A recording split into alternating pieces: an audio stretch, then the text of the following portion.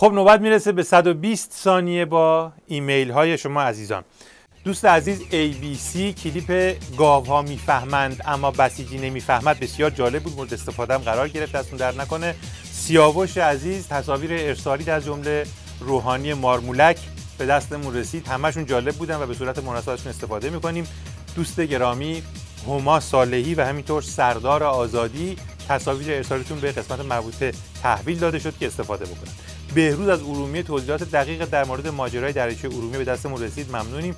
نکاتی هم که در مورد ملا حسنی و سوابقش نوشته بودی بسیار جالب و مفید بودن. گفته بودی که طنز هم در مورد ملا حسنی اجرا بکنیم، چشم همین کارو تو همین برنامه میکنیم. توضیح مرتجع خودت و همه هموطنان عزیزمون در ارومیه که قربانیان مستقیم این جنایتکار هستن قرار بگیره. مهران نوشته که این خامنه‌ای که صحبت از نرمش قهرمانانه میکنه یه فکری هم برای دایناسورای مجلس خبرگانش بکنه که نرمش نکرده با اسرائیل دارن دست به یقه میشن. یه نرمش هم که بکنن دیگه باید بپرن تو همون تابوتایی که هفته پیش وسط صحن مجلس خبرگان گذاشته بودن و دور جلسه‌شون رو برگزار کردن. پدرام از سوئیس هم نوشته که طرح حذف 3-0 از سن جنتی به مجلس ارائه شد.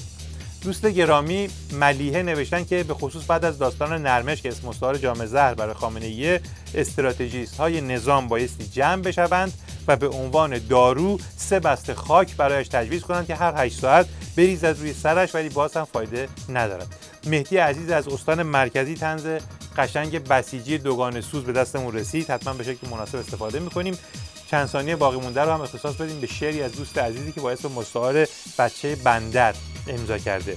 سیدل که ز جام زهر می‌کرد گریز، اینک به زبان خود بگوید که بریز. خواهند نوشت در کتاب تاریخ این است سزای شیخک خلق ستی.